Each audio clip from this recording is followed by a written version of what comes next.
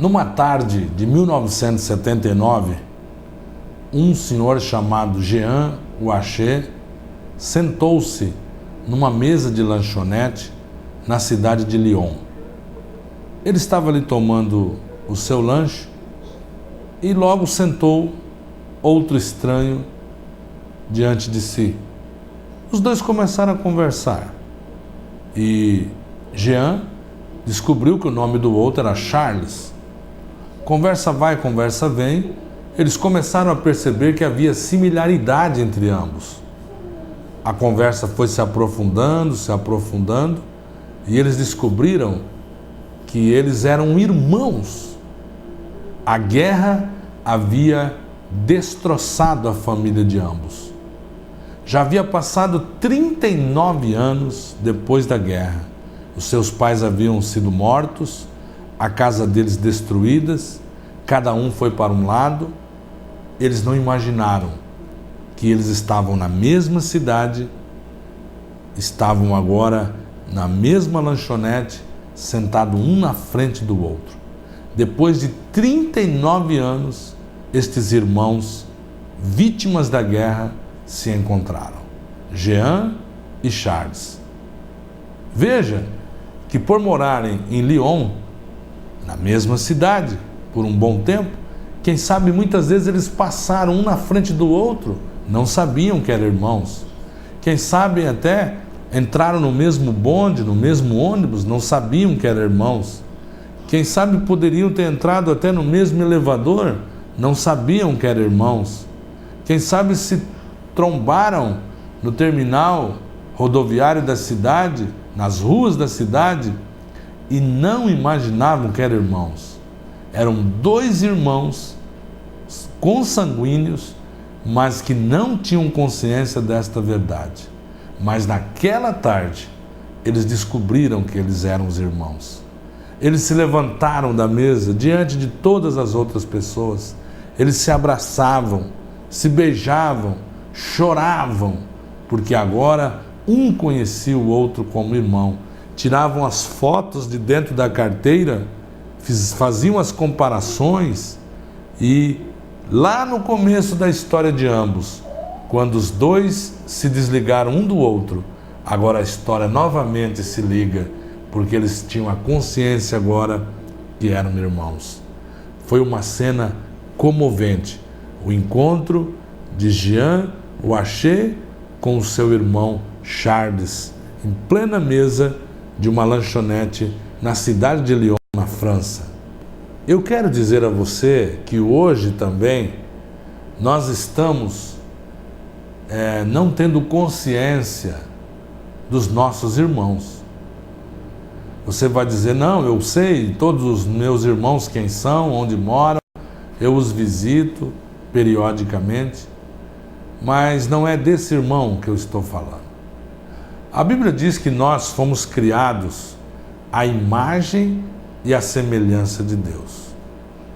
Aqueles que estão nas ruas agora, os nossos colegas de trabalho, aqueles a quem conhecemos e os desconhecidos da nossa própria cidade, do ponto de vista da criação, eles também são nossos irmãos.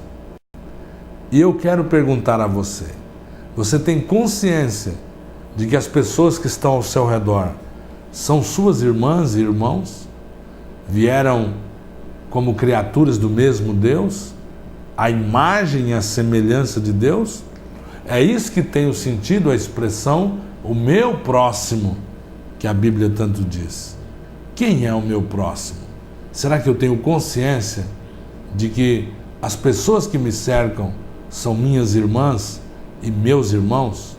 A Bíblia Sagrada conta a história de dois irmãos. Um chamava-se Caim e o outro chamava-se Abel. Ambos foram oferecer um culto ao Senhor. E um ofereceu um culto mais sincero, mais cheio de fé.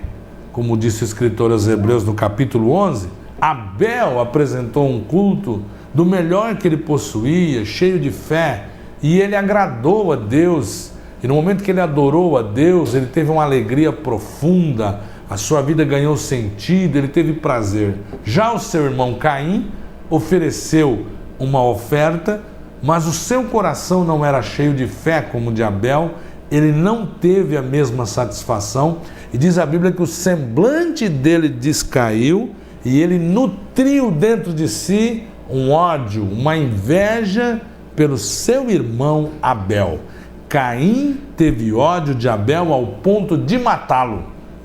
Foi o primeiro homicídio que a Bíblia registra lá no livro de Gênesis, no capítulo 4. E no versículo 9 do capítulo 4 de Gênesis, Deus pergunta a Caim, depois que ele havia matado seu irmão, Deus pergunta: Caim, onde está o teu irmão Abel? Caim, onde está o teu irmão? E Caim foi maroto para com Deus, diz: eu não sei onde está o meu irmão, sou eu lá guardador do meu irmão?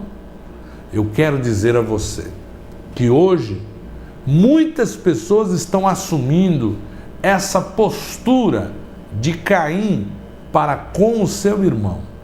De algum modo, do ponto de vista da criação, como disse, todos nós somos irmãos uns dos outros. E eu tenho me preocupado com os meus irmãos? Você tem se preocupado com os seus irmãos?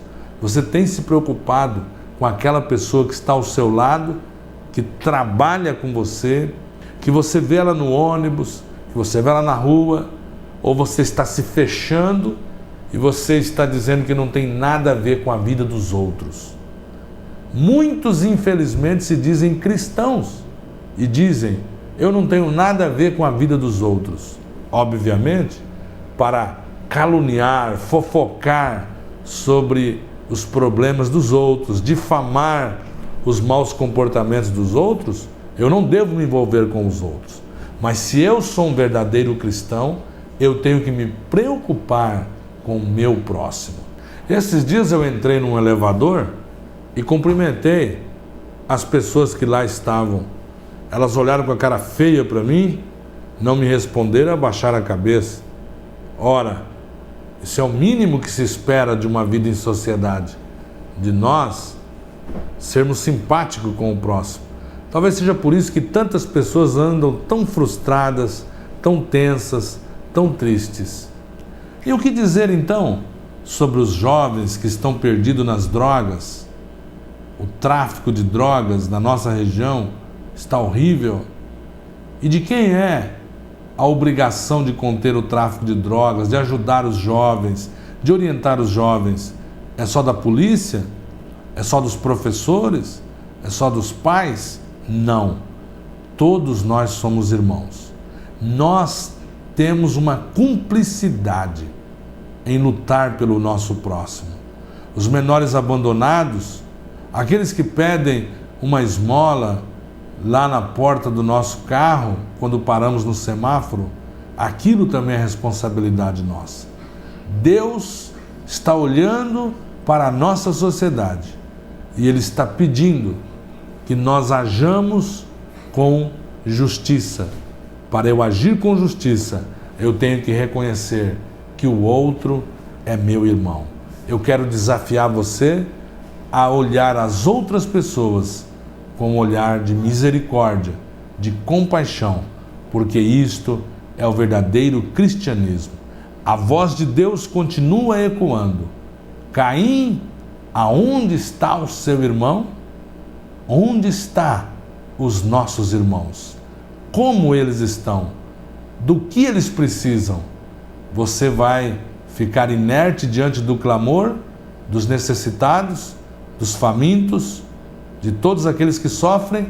Eles são nossos irmãos.